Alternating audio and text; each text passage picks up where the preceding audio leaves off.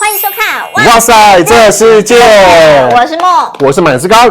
好，今天也是请来我们的好朋友 Mosby 噔噔噔。今天要讲打呼鬼故事，应该是最后一集鬼故事啊，算一算7月就要过了。对，好，这是7月真的要过了。好，我们先讲这个案例好了。有一个40多岁的工程师哦，他一直在鬼月里面，突然就是自己一直惊醒，你知道吗？然后他还想说，天哪，这是鬼压床吗？还是自己真的遇鬼了？其实他患有呼吸中止症。好，我现在讲一下啊，因为这个人呢，这个工程师呢，其实他是有高血压的病史，而且他有打呼的习惯，常常这在鬼月里面哦，一直都半夜惊醒的状态。然后因为他这样子之后呢，睡也睡不好，然后白天的话就是整个完全精神不济什么的。然后他去看了医生，做了检查，才发现说自己是呼吸中止症。Mosby， 我想问一下，因为你知道吗？我只要之前一听到打呼，然后就会马上想到呼吸中止症。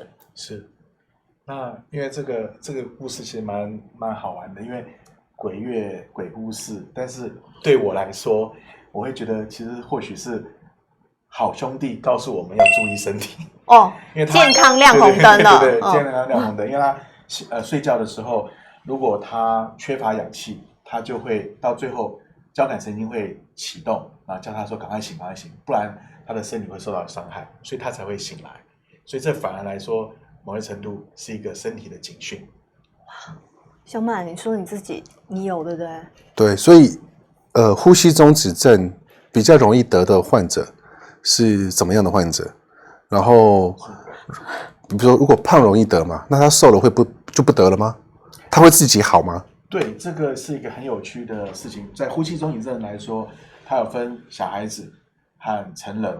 那小孩子最主要是以鼻塞引起，然后但成人之后呢，因为成人随着老化会有肌肉松弛，某些调控肌肉松弛，还有一些组织肥大，造成后续影响呼吸的顺畅。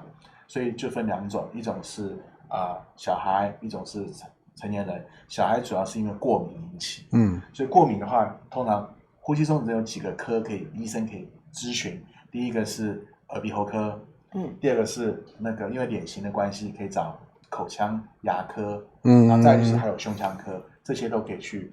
牙科我知道，因为我之前看的牙医，他就门口就挂什么打鼾门诊，然后可能会给你戴个牙套，让你呼吸会比较顺，类似这样子。对，我想问 Mosby， 你刚刚讲说跟脸型有关，是的，所以是2位的脸型算是标准的吗？是，我现在自己你讲你自己就好哈。我自己承认，因为胖其实就会，那胖其实还包括组织也会开始增加，好，那就会影响到我们的气管的顺畅，所以脸型还有脖子。所以以前那个呼吸中止症其实有一系列的严格的检测。那第一步呢，当然是比如说各大医学院都有睡眠中心，它有基本一些填的单子叫 Stop Band， 就是比如说你的年龄，你有没有高血压，然后你有没有这个你的脖子有没有比较粗，然后还有就是你有没有其他一些疾病，然后睡觉会不会有打呼，那接下来是会不会在睡觉中间别人观察到你会真的呼吸就是突然没有打呼声了，突然停了一下。那怎么去算呼吸中止症呢？它有分轻度、中度和严重。那轻度、中度、严重是说在1小时内，如果呼吸停止10秒到14次是轻度，就是停10秒。停10秒很长1个小时内有5到14次，每次呼吸会停10秒。10秒内。对，10秒内。然后接下来呢，下一个就是15到29次，然后30次以上就是严重，就是由这样子来区分这个呼吸中止症。那这个东西很有趣的是，患呼吸中止症的人反而会变胖，反而会更胖，因为晚上睡不好之后，常常会惊醒，然后会影响到他很多生理功能，反而是会造成压力，然后就会吃东西还是什么吗？对，可能就会造成一些内分泌的失调。所以呼吸中止症尤其影响到很多地方，比如说呼吸中止症之后，身体会有缺氧。身体缺氧之后呢，第一个就是因为缺氧了，我们要赶快让血到身体各处，所以第一个血压要升高，赶快让那个氧气养分去支持那些可能没有供给到养分的地方，这第一个，血压会升高。第二个，心脏要加快，心脏赶快打气，打气打氧供给。然后接下来呢，所以如果有呼吸中止症之后，缺氧之后呢，首先血压就升高，所以血压更高了，心脏也会受损，所以会有心脏的影响。那接下来呢？接下来就是像这些都发生之后，可能就会有中风的危险啦。所以有些人会睡眠中就猝死，很有可能他其实是呼吸中止症。其中最有名的案例是因为在国外被发现之后，就是有一个 NFL 的运动员，那他后来就是他在睡眠中猝死，那人家发现说他其实有呼吸中止症的一些症状，怀疑由这边影响。那当然接下来如果缺血、缺氧，那脑部也会受损，所以会慢慢影响失智。那讲到你小孩，刚才说小孩其实台湾有很多小孩有过敏的状况。那过敏的状况呢，可能就是鼻子塞住啊，所以他只好用嘴巴呼吸。但是嘴巴呼吸之后呢，因为我们讲到睡眠有好几个过程，大家也知道，比如说浅眠、中度睡眠、深度睡眠，到动眼期。那我们在讲这个过程的时候哈，有时候会也跟呼吸中止症会有关，因为浅眠、中眠都还好，到了深度睡眠的时候呢，就是对我们身体恢复能力，比如说这个比较不容易感冒啊，就是身体有个在深度睡眠的时候，身体有恢复能力，比如说不容易感冒，比如说可能这个免疫系统会变好。那下一个阶段就是到动眼期，动眼期其实是帮助记忆有关，就是我们很多平常日常的生活，我们要说一些学习的时候，在动眼期会再重复一遍，心理会重复一遍。但心理重复一遍的时候呢，动眼期有个特色是肌肉反而会放松。我们因为动眼期为什么会？因为他在心里在模拟这个状况的时候，你不能手也跟着动起来。如果手跟着动，你就变梦游，或者变成有这个疾病，就是如果你不能让肌肉控制放松的话，甚至会伤害到枕边人。这时候就是有其他的神经疾病，比如说帕金森症啊，他在晚上动眼期的时候，甚至会挥舞手脚，造成一些困扰，是枕边人困扰或其他困扰。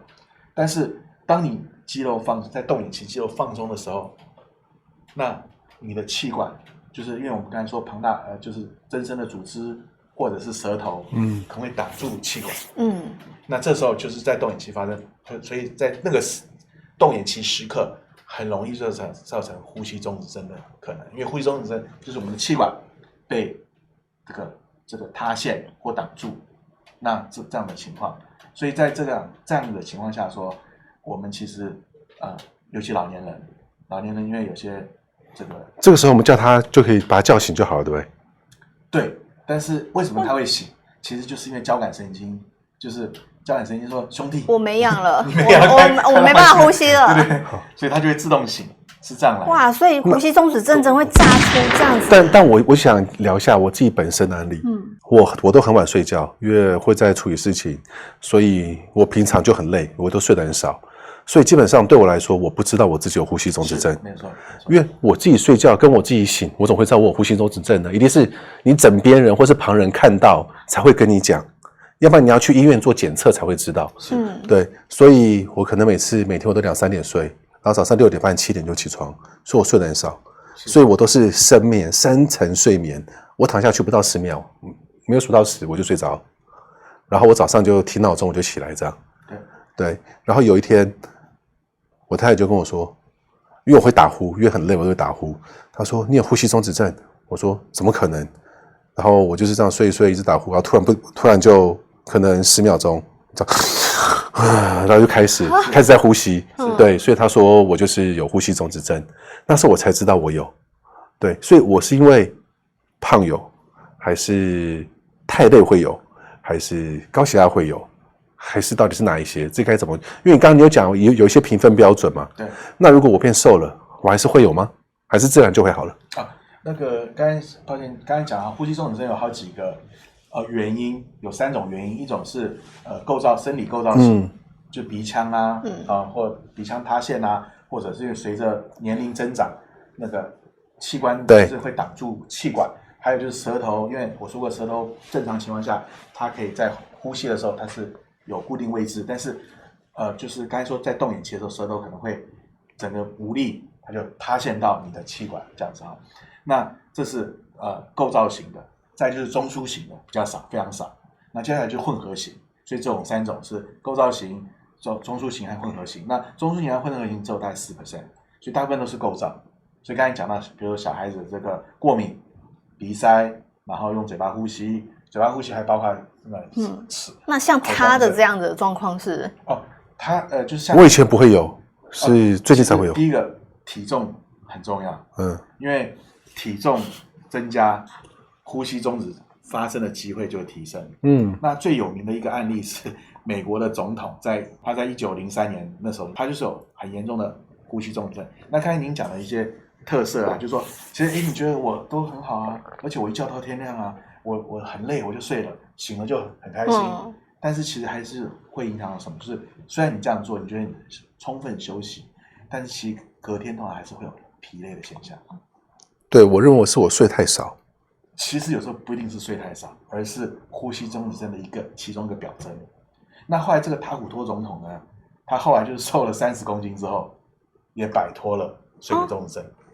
这变瘦就可以哦。对，但是更有趣的是，呼吸中止症先会变胖，因为你晚上睡不好，其实会变胖，因为你会影响你的内分泌。不是因为当你在这样讲，然后我就在想说，我真的是小满也蛮多年了。我在想说，他是之前多久之前变胖？你多久之前变胖？结婚后吧，就是有了小孩以后，因为你知道小孩那种不吃的东西就是你吃，然后我老婆是那种比较注重卫生，小孩吃过他不会吃那种，对，所以小满瘦10公斤，可能也可以摆脱，可能要20哦，摆脱，可能要20哦。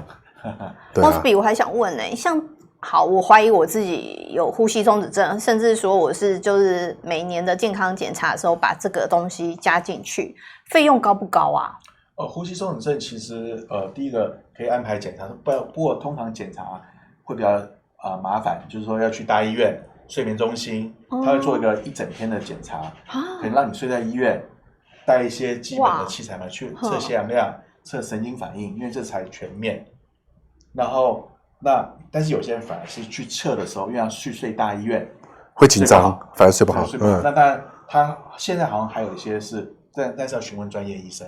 大概价钱会多少钱啊？这个大概要去问一下那个。都要上万吗？那个 range 大概。我不确定有没有健保给付，如果健保给付啊，那钱。那你有建议什么样的人要做啊？还是我真的自己在怀疑我自己的话，我就去做？你又不胖。但这个也不一定吧？对，这个其实这跟然后我们圆脸，你也不是圆脸，没有。但是他有在讲，我记得他有跟我讲说，好像瘦子有可能对，因为通常是胖才发生，但是脸的构造，就是有些人这个下巴会后缩的人，构造需要。所以厚道的反而不会吗？对，不会。真的。下巴后缩的人不会，就是他脸型比较长的会有危险，因为小孩子嘛，小孩子脸型长嘛，那以前小孩子。还会矫正说你要带个什么东西，就调整他的这个。那调整之后，他就比较没有打呼或者后续引发的睡眠中止症的这个问题，这样子。所以脸型其实很重要。但是其实像你说的，之前好像有个女星听说啦，就是我看到人家说，比如陈乔恩，她可能就是有一位女星，她可能就是虽然很瘦也很漂亮，但她有呼吸中止症的问题。那当然后来得到矫正，但是刚才说过，做这个事情重点是除了检查之外，为什么要检查？是因为希望对症下药。刚才说有几个比如调整口腔，比如调整这个耳鼻喉科，还有就是胸腔科医生可以做调整嘛。因为原因是因为要知道什么原因，比如有些是扁桃腺组织增生，比如说是软腭，软腭因为有时候会随着年龄也会增长，它就会碰到影响到你的气管。有这些原因之外，其实手术是第二线治疗方式。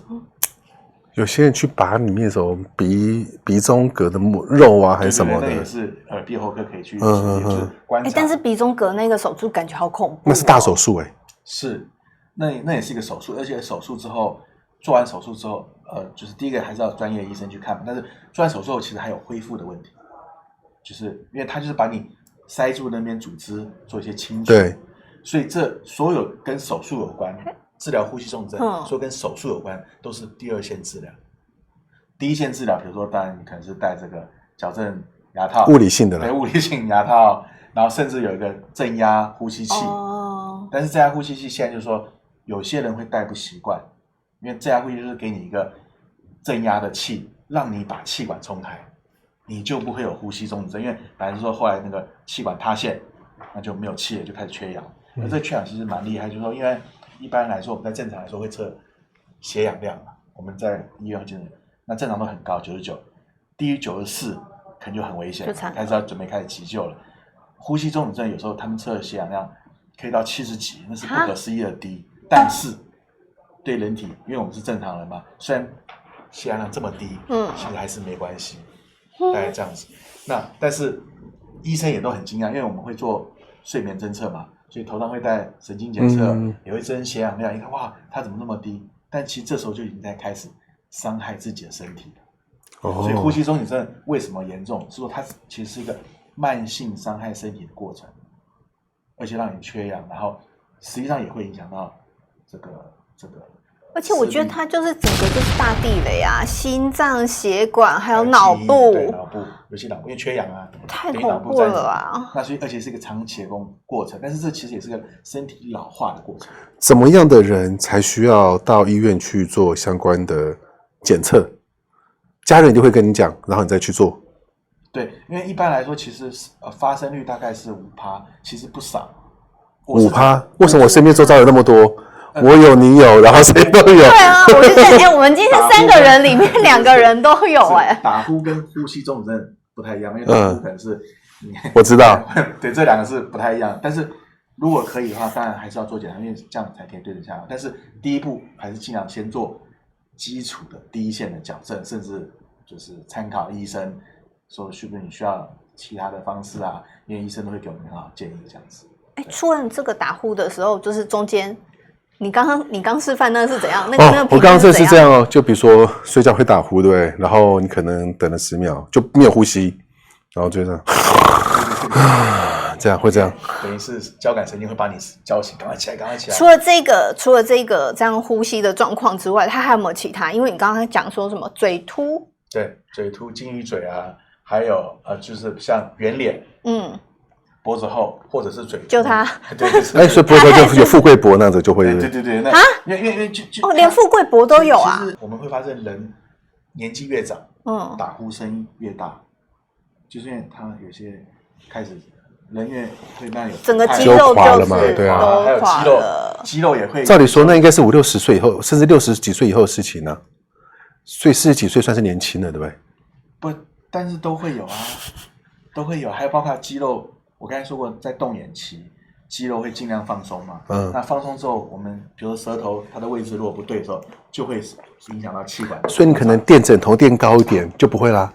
对，这个很重要。忘了一件很重要的事，就是说在矫正的方面，有人戴口腔矫正器，有人比如说正压呼吸器，但是有一个最简单的方式，就侧睡。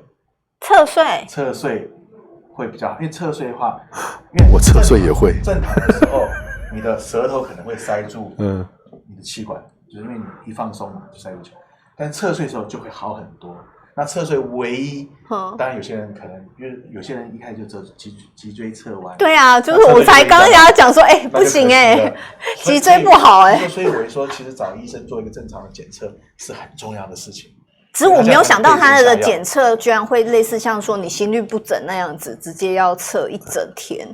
对，我没有办法，我想的比较简单，太简单了一点。抱歉，因为甚至你以为是带仪器回家睡，然后第2天再把仪器交回去。第一个这样子也可以，但是现在有一种比较简单的方法，就是他给你一个，但是这要问专业医生了详细又比较，就问专业医生，他是说直接在那边给你麻醉，就模拟睡觉啦，因为一麻醉就等于睡了嘛，你就不用给你测一整天嘛。但是这个只是局部的，因为他要测。你的呼吸停多久，或者整一个小的模拟，但最好的还是就是你真的要睡在那边啦，就是你要让他经过那个整个睡眠期，他要很完整的记录。那你只能晚上啊，白天会睡那边，因为它会记录你的神经，还会记录你的血氧量，就是一系列的这个过程这样。所以很重要，2位很重要。我们比较重要是要先减肥。对，你们可能就是现在目标刚好都要减10公斤之瘦了类的。之后也没有呼吸中止症，真的哈，瘦了不会有，对不对？对，就是像那个塔古托，他后来瘦了30公斤之后，他就很多毛病都没有了吧？很多毛病也没有了，然后高血压可能也没三高了。啊，你怎么样？对，所以这个他们才开始在美国开始注意，原来原来睡眠也是这么重要的事情，就从这个种种地方发现了。因为他一瘦30公斤，也没有睡眠中止症了，也当然因为他健康才对整个国家是健康的嘛，安全。对啊，你知道我会打呼嘛？然后我有次打呼，我女儿睡我旁边，然后当我张开眼睛的时候，我女儿是这样侧躺的，手撑着枕头，然后这样看着我。天哪！我睡觉的时候，我女儿被我吵醒，然后睡不着，然后这样撑头看着我，看我睡觉打呼。对啊，所以其实不管是打呼还是睡眠中止症，对于家人来讲，其实都是一个影响他们生活作息。对，因为其实睡眠中止症有时候会造成我女儿才4岁，4岁被我吵醒。对，因为通常是另外一半会发现。先发现。睡眠中止症的第一阶段应该是先打呼，因为你呼吸你才会发现嘛，对啊，因为不能用鼻子，只要用嘴巴，嘴巴就声音太，那就会吵到隔壁另外一半。那隔壁另外一半一开始先忍耐，后面想说啊，那分房吧，或者什么其他的吧，那这样就有进一步嘛，然后到后面又越来越厉害，就开始缺氧，慢性的对身体有严重的伤害。对啊，然后到最后甚至就是像还有很年轻 NFL 那个运动员42岁猝死啊，那后来发现其他有那个。所以最严重的话，你戴氧气罩睡觉就好，对不对？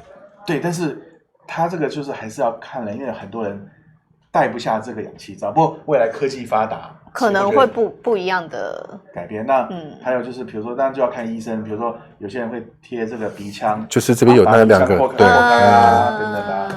然后甚至以前还有一个，这是错的，就是有些人他说哦，但是这个是违法的，就是说他一看哦有这个呼吸中止症，那我去淘宝或者什么东西买一个，别人说可以的，那怎么做呢？他那个东西是这样，他去侦测，戴个手表，可能侦测你的呼吸，然后有个电击器，那万一那个他就电你一下，但是这个是违法的，因为这根本没有这个，因为医材要国家认证的，这个没有这个，就等于有小的 AED 再把你电一下就对了，那就行。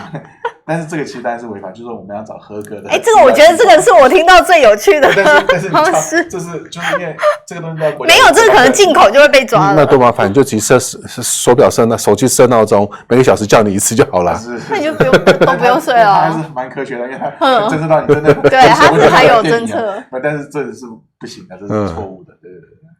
大概好妙哦！原来呼吸中止症可以影响到身体那么多的器官跟面向。所以你现在40几岁，应该要开始就好好的。我才刚满40。对，我说刚满40岁，你应该要好好的重视一下。对，我要努力减肥。因为后续你看心脏、血管、脑部，对。我一直以为我记忆力现在变差，是因为我得了 COVID 以后。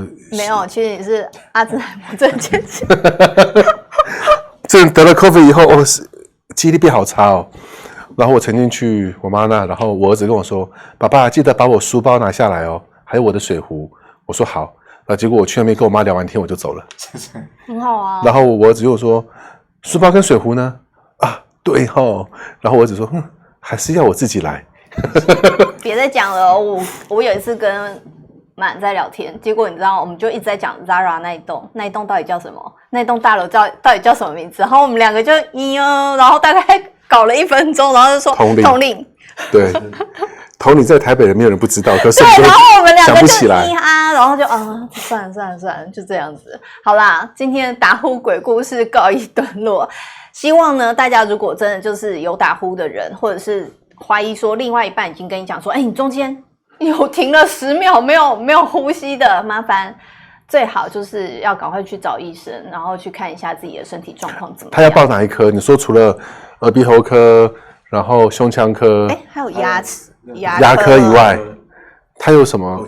还是你要找什么睡眠中止套专科那种？现在很多各大或家医科这种吗？有睡眠中心，睡眠中心北医啊、荣总啊、台大，就医学中心都会有了。对，医学中心都有。对。所以北中南医学中心去报这个就可以了。对，而且它会有一个线上的简易检测，就是 Stop Band。你可以填一下之后，它就开始你分数多高，他会自己帮你先排这样。排完之后呢，接下来你可以去找医生，那医生那会有个完整的检测，那最好就是睡在医院嘛。那价格上，我相信应该都是有个比较公道的价格，这个我不确定。如果这个我觉得应该有健保了，我自己认为，我猜的。好啦，这个还要再去查一下。对啊好，今天节目就到这里了，谢谢各位，谢谢 Mosby，谢谢，拜拜。